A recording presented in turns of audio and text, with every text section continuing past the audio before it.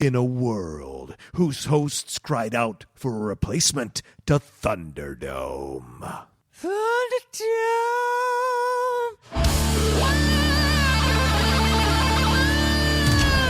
The Top 10 is proud to bring you the Relist. Relist. Relist.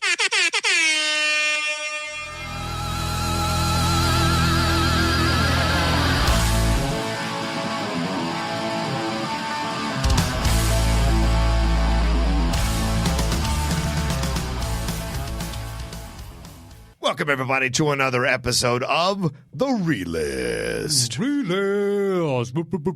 Relist. All right, you guys know how this works. 3 patrons were selected. One's going to select the topic. 2 send in their lists. Matt and I count down their lists, and then we combine it at the end. Correct. We don't add anything to we wanted certain movies to make the list. We don't just substitute those things on there. It is fully your guys' list. We are happy to do it, and we love doing it. And let's see, by the time you're hearing this, we hope you enjoy the new year. Yeah. I think it's just a couple of days after that. If you celebrated Christmas, hopefully you had a happy Christmas or a Merry Christmas or whatever the case is.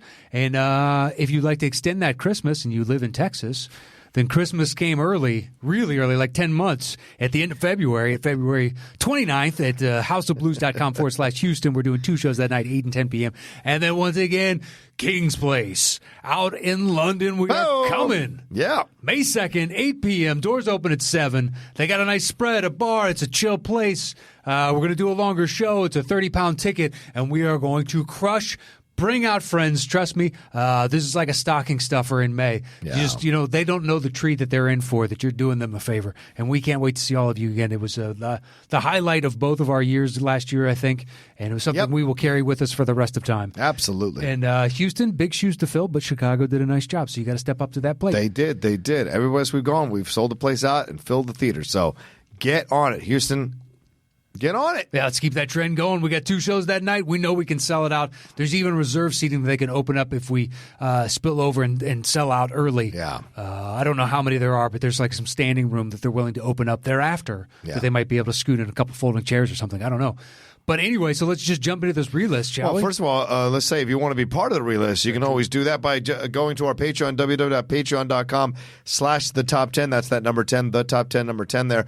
Jump into it, see what the tiers are, and you can be part of the relist yourself as a patron. And you can also take part in our Topic Thunder and send in your topics for us to answer on that show. So, all right, let's jump into this thing. Thanks to Chris Alexakos for compiling this thing for us. Who is the person who sent in their topic, my man? Selected is the ever-handsome Mr. Bernie Knapp. Oh, look at you buttering your old father-in-law up. Oh, that's all right. Okay, he's going to be buttering up some stuff for me at Christmas Eve. I can't wait for the food, Bernie. Oh, hello. We are saving our appetite from Chris's and coming over to your place and hopefully engorging ourselves in all kinds of beautiful. We're eating overly healthy for the next. We already eat really healthy by and large. Like we have, in essence, like a cheat day a week. We had burgers and fries the other night. This place that does fries and beef tallow. Okay. The way McDonald's did it way back when. Oh, wow. And they got these. You ever heard of smash burgers? Yeah, of course. And they smash. So it's double smash burgers, the only burger you can buy. Wow. And then beef tallow fries, and it was all pretty delicious. What's the name of this place? I'll have to look it up. It's got a weird name, but it's over in Silver Lake. Okay. Sounds good. It's Sounds over good, near though. the 5. It's delicious. All right. And as far as a burger in this town, decent price, and it was good. That's perfect. Yeah.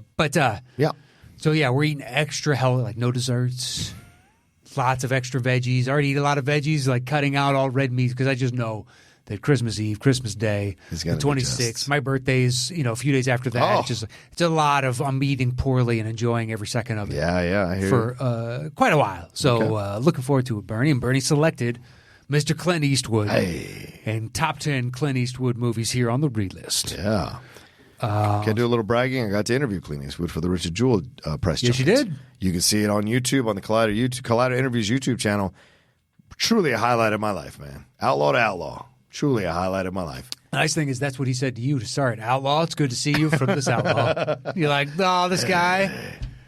He's great. It was so much fun. And that film is getting unfairly vilified by the press and the media, kind of rehashing in real life what happened to Richard Jewell, the person they're doing it to the movie over one stupid fucking scene. It's mind-blowing to me.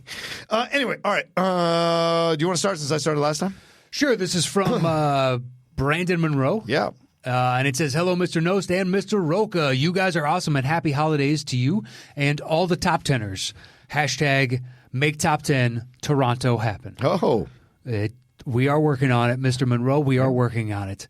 So he just jumps right in with his list. And at number 10, he's got In the Line of Fire. Okay, not on this list. Not on the list, no, really. I know, surprising. He doesn't say anything about it specifically. Just wrote down In the Line of Fire. We both appreciate the brevity. It's what, the Secret Service one, where Malkovich is the guy intent out on killing the president. Yep.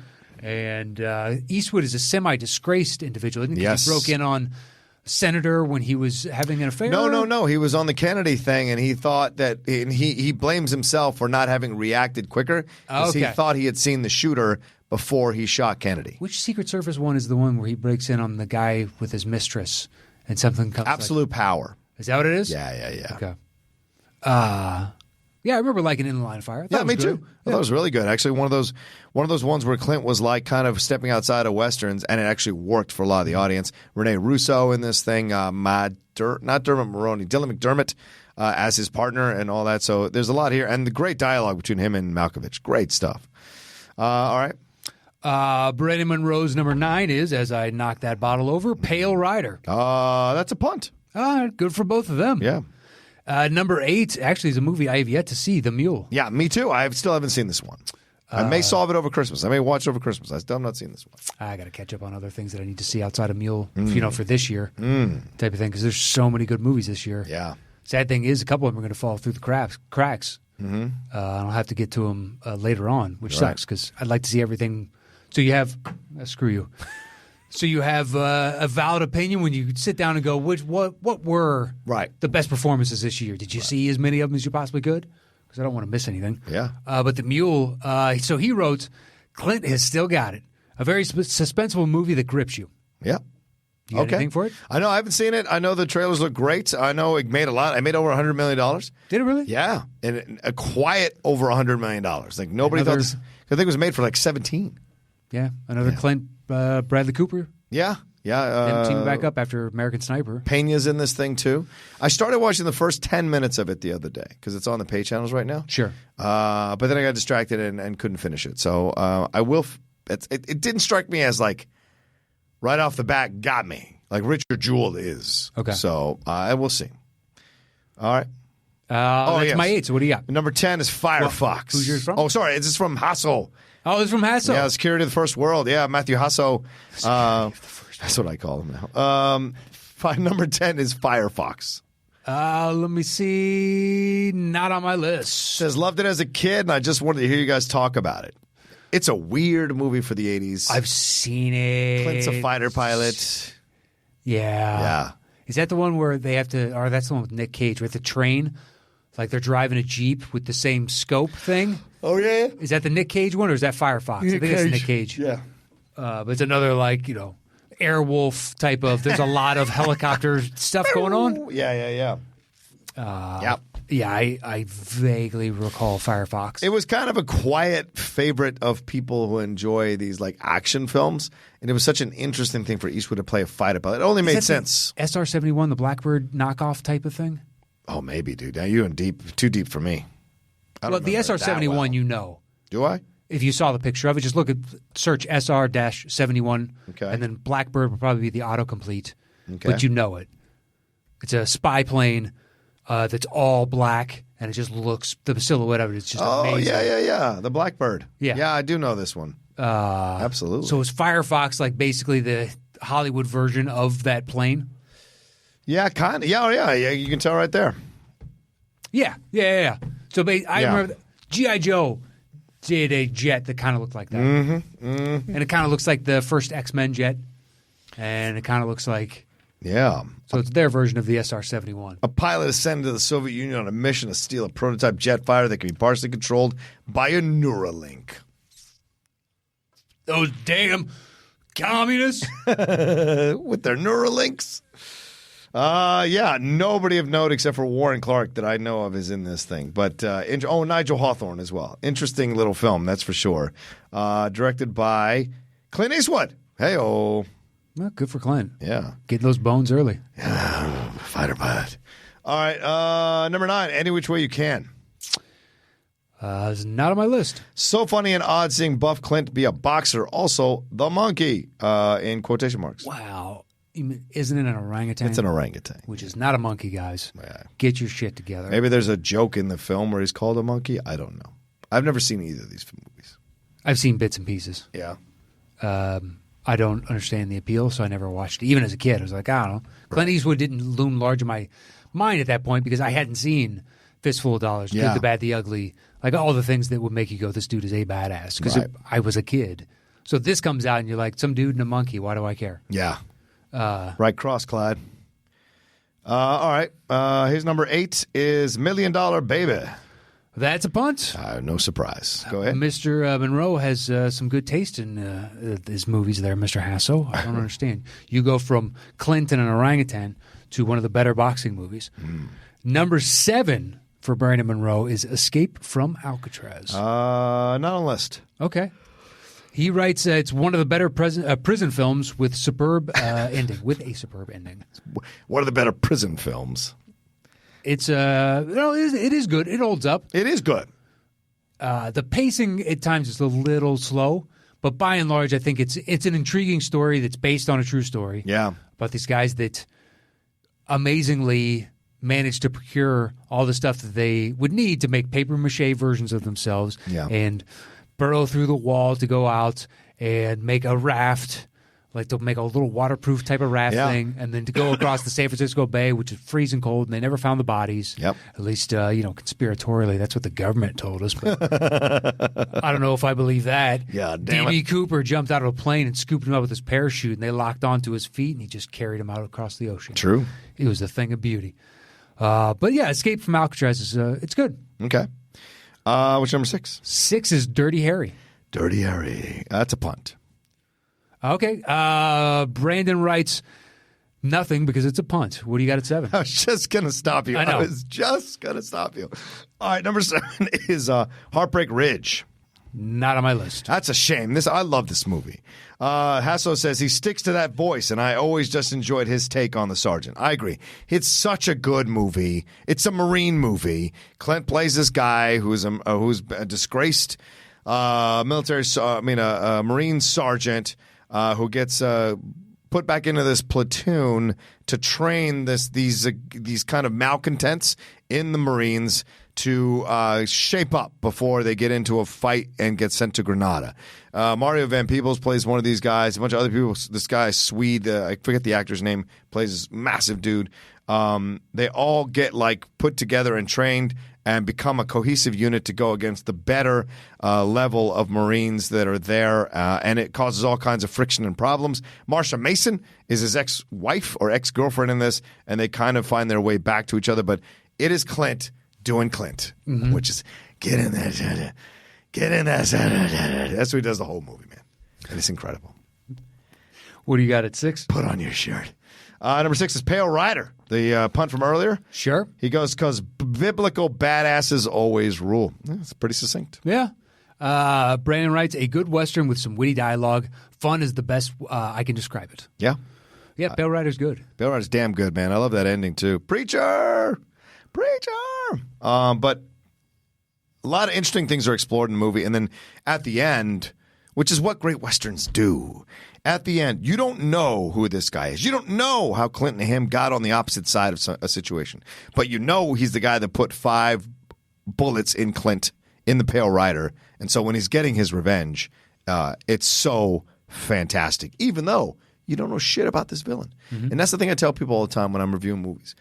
You don't have to explain everything, but you have to lay some good goddamn groundwork. Yeah. So that we give you that license to not explain something and create this villain or whatever out of thin air. And it makes us go along with it. So anyway, there we go. What's your number 5? So my 5 is A Perfect World. Ooh, not on this list. All right, he writes, even though Kevin Costner is the main in this movie, Clint has a major impact in the movie. Yeah. There's a strong message and is very underrated, in my opinion. Yeah, I don't disagree. You remember this one? Yeah, but I don't remember Clint being in it. I remember him walking Kevin Costner through that field, and he gets shot, and the little kid, and then like them being in the Cadillac and all that. I hadn't thought about it until when we had Gabe on, my nephew, and he guessed it, and he brought it up for whichever. I can't remember what the topic was, but that's the first time I thought about A Perfect World in a long time. Yeah. And I still haven't seen it since. It's one of those I doubt I will. It's not anything against the movie. It's just there's so many others. It's another one directed by Clint Eastwood. Okay. Didn't know that. And Laura Dern plays his partner, and they're trying to hunt down Kevin Costner. Okay. I don't even remember that. Costner plays a runaway convict. Sure. Right, and he takes care of the kid. And they take care of each other. But yeah, it's I remember it very well because it's Costner playing a villain, which he had rarely done. But that's what I remember. Yeah. It's him and the kid. He's the lead, man, so that makes sense. Yeah. And he's wearing the beautiful cliche of just a white T-shirt and jeans? With the flannel shirt. Yeah, it's perfect. Yeah. He's a Southern California boy, man. He makes it work. Well, simple is Northern better. California. Yeah, simple is always better. It's not like he's got a great education. He's a felon. Right. Or a body to hide like me. And I'm not saying that there aren't felons that are educated. I'm just saying he doesn't have the trappings of an individual that... Yeah, I know. Welcome to 2020. You worried some felon is listening to us and is offended. Look, you knowst. I know a felon.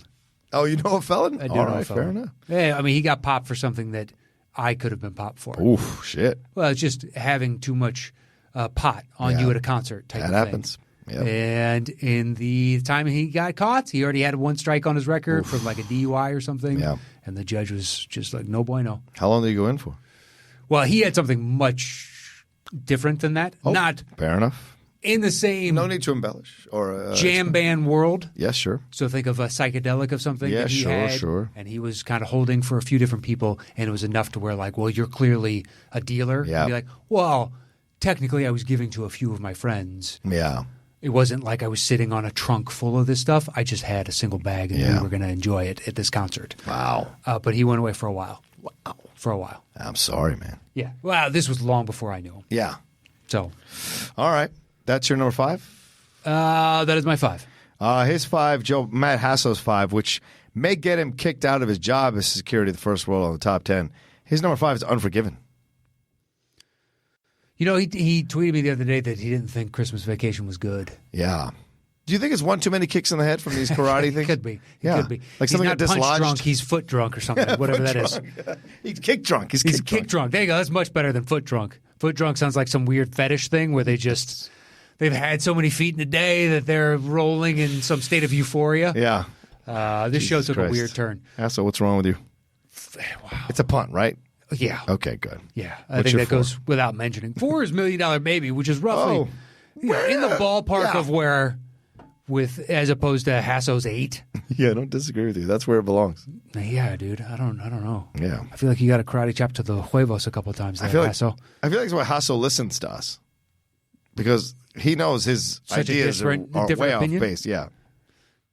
What did I'll give mine. Yeah. He wrote a great boxing movie. Hilary Swank does a masterful performance that makes you fall in love with her. Clint has a great arc in this movie. The ending always gets me. Yeah. Yeah.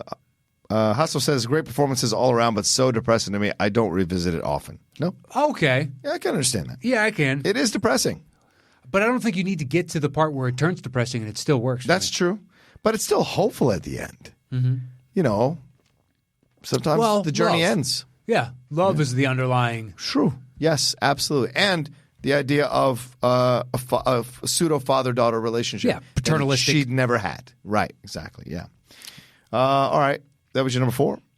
That was my 4. My 4 is High Plains Drifter.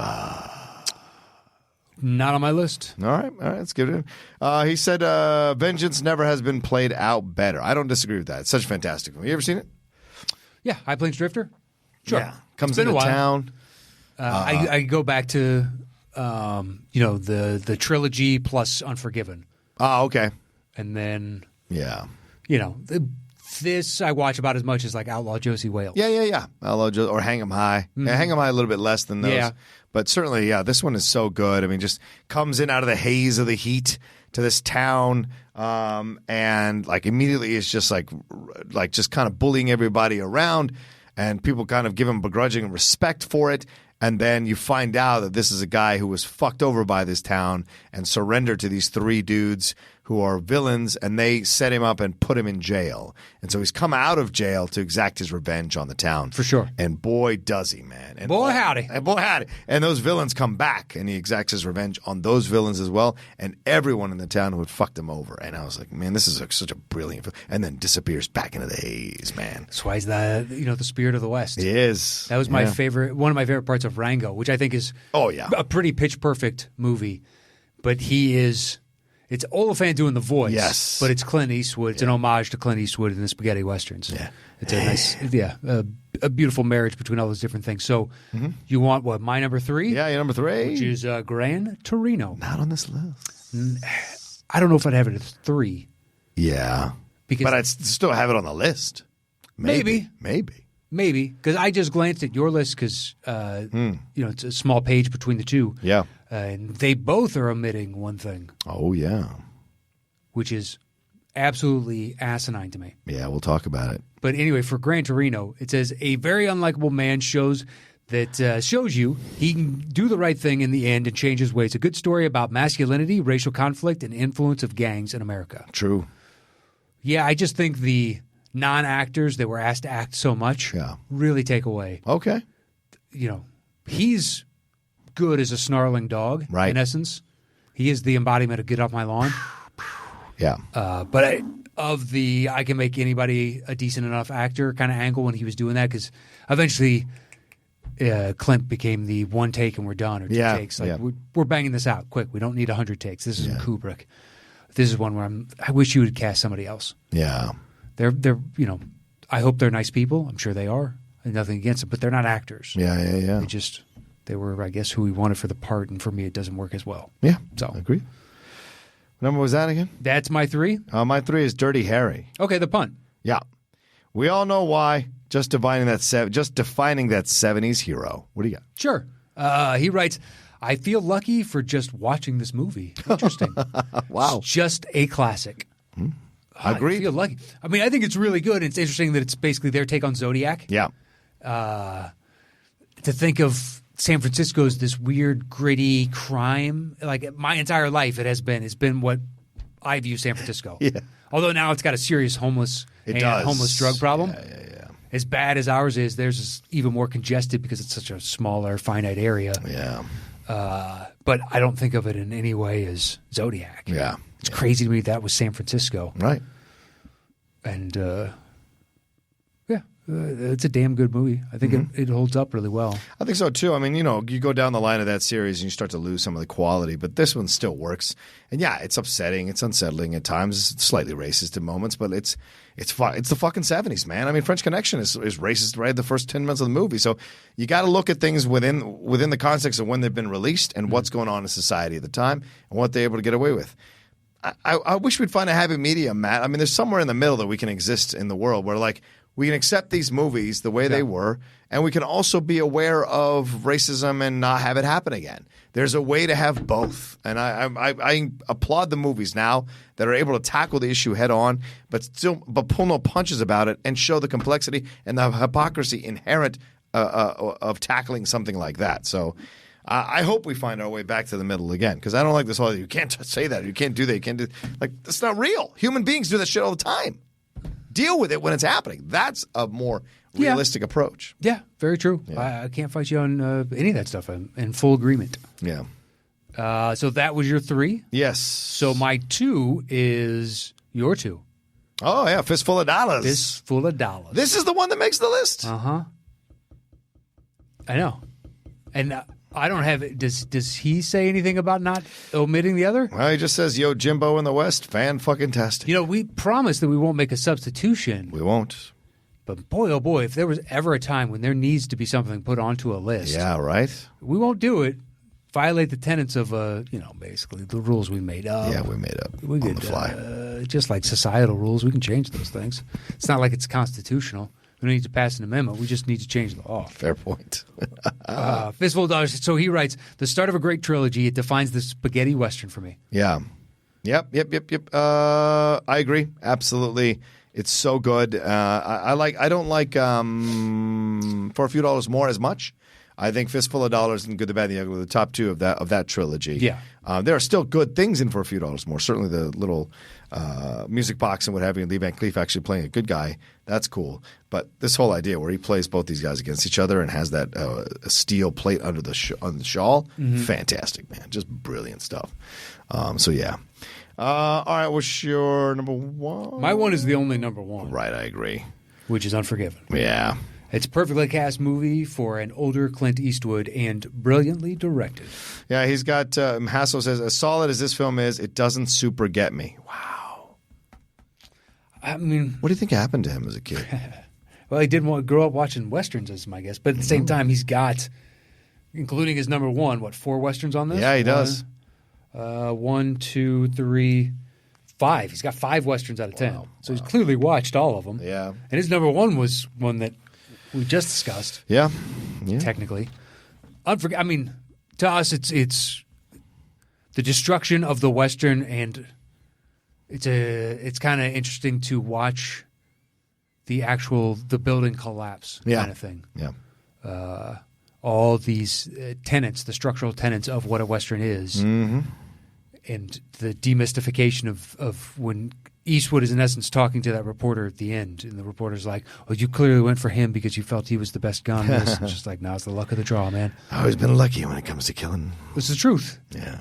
Some people, whether they're good or they're bad individuals, are just luckier than others. They just have it's like Apocalypse Now, and he says, you just knew that Robert Duvall character wasn't going to get so much as a scratch, because he just had that aura, that energy. Same thing here. Unforgiven. Will Money just is always so composed in whatever situation's going on that it just gives him that little extra edge in a situation. That's why he's always been lucky when it comes to killing, because everyone else is flipping out and shooting all over the place. He's very composed. All right, number one, he's got The Outlaw Josie Wales. That's Matthew Hasso. He says, yes, hell yes. Not only my favorite Clint, but my favorite Western of all time. Wow. I like it. I'm really on board until they get to like we're creating our own little village type of thing, and that's when it starts to lose me. Mm-hmm. It doesn't fully lose me. I like the movie. I don't know. It just doesn't work as effectively for me as Good, the Bad, or a lot of others. Yeah. Unforgiven and Fistful of Dollars. Yeah. And For a Few Dollars More and yeah. Oh, you mean Clint Eastwood wise? Yeah. Well, just for Clint Eastwood Westerns. Yeah. It's still good, but I don't even know if it makes my top 5 of his. I wouldn't make. I mean, Unforgiven is so far and away the best Western's ever done. I sat and talked when I asked him in the interview with him for the press junket. I asked him if there was a director's cut of Unforgiven, because there have been rumors about that for years, that he has a director's cut he's never released that's longer. Mm-hmm. And he said, the one I released, that's the director's cut. And I said, all right, boom, done. There you go. Question answered. But yeah, great stuff here from Matt Hasso and Brandon Monroe, even though we gave them a lot of shit for their choices and their selections. That's the beauty of the show. Yeah, exactly. Do we put this thing together?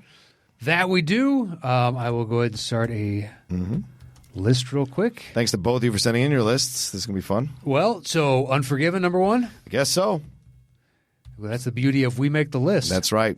Fistful of Dollars, too? Sounds good to me. Poor ass.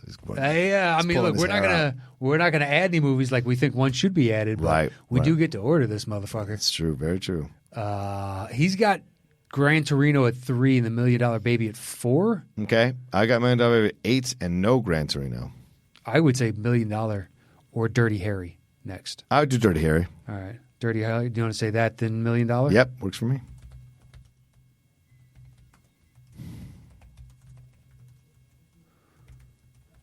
Why I'm capitalizing. This is a list that no one will ever read except for me.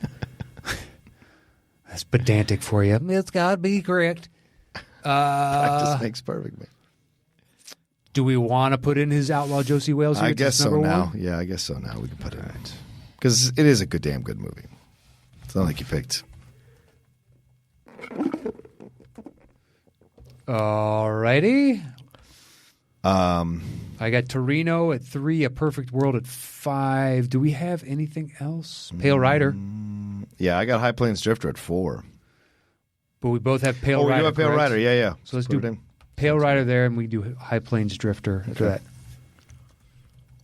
High Plains Drifter.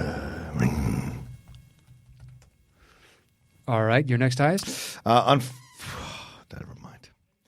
I got Gran Torino at 3. I think, we have Outlaw Josie Wales, Fistful of Dollars, Dirty Harry, High Plains Drifter, Unforgiven, Pale Rider. So Heartbreak Ridge is my next one at 7. So. All right, Gran Torino, then that means A Perfect World beats yours. Wow. That was his 5. Okay. And your 7 was what? Heartbreak Ridge. I got Escape from Alcatraz. I'm fine with either. Personally, I'd pick Escape, but I don't care. I pick Heartbreak Ridge. Sure, Heartbreak Ridge it is. You have to flip the coin. No, okay. We can flip the coin. Is that the number 10? Yeah, it's the number 10. Yeah. It's a love to our Marines, man. Sure. Makes as much sense as anything else. I'm not against it. Arbitrary sense, yes. Well, they're both equal to me, so I don't, whatever metric you come up by that tips the scale in that favor, I'm fine with. Let's do it. All right, the top 10 Clint Eastwood movies on the relist, yeah. Relist. At number 10. Heartbreak Ridge. At number 9. A Perfect World. At number 8. Gran Torino. At number 7. High Plains Drifter. At number 6. Pale Rider. At number 5. Outlaw Josie Wales. At number 4. $1 Million Baby. At number 3. Dirty Harry. At number 2. Fistful of Dollars. And our number 1 Clint Eastwood movie on the relist is Unforgiven. I Don't Forgive You. Great stuff. Thanks, everybody. Thanks, Bernie Knapp, for suggesting this, and for the two of you, Matt Hasso and Brandon Monroe. Brandon Monroe for sending your list. That was a lot of fun to talk about. And to Chris Alexakos for helping put together these two lists, the shout-outs, everything that we do with Patreon. Big thanks to them, to Joe Ibarra, Mike Shea, Kristen Smith, and Mr. Matthew Hasso, who's on this show. We wouldn't be able to deliver all the content we do without the help of those fine individuals. And our thanks to you, to all of you. We hope you enjoy New Year's. Stay safe out there. Have a good night. Hope you had a Merry Christmas if you celebrated, a Happy Holidays in general. You can follow me anywhere at Matt Nost, MattKnost. If you want to go to the shows, it's houseofblues.com/Houston and kingsplace.co.uk. You can find us on the calendars over there. There you go. You can follow me at The Rogue Says on Twitter and on Instagram. Thanks again, everybody. Remember, if you wanted to be a part of this and be a Patreon and submit your stuff, go to www.patreon.com/the-top-10, number 10 there, and get involved and sign up, and you can be part of the relist down the road as well. All right, that's it for us on The Relist. Relist.